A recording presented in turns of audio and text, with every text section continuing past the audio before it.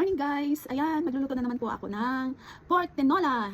Di ba? Ang karaniwang niluluto sa mga ibang is tinolang manok. So, ngayon, ang lulutuin ko is pork tinola naman. Tsaka iba, this is my first time na lulutuin ko siya at sana masarap. At ayan guys, ito po yung mga ingredients. Ayan, luya, bawang, sibuyas, sayote, leeks, cabbage.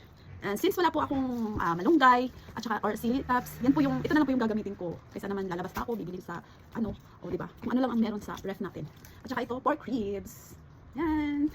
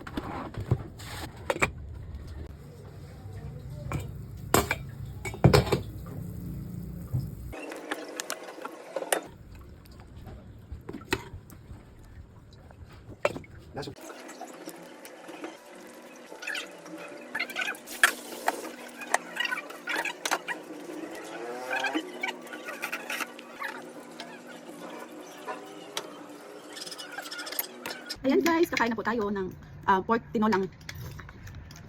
Yan. Ayan siya guys, oh. Ang sarap. Ang sarap niya. With matching rice. Bye-bye.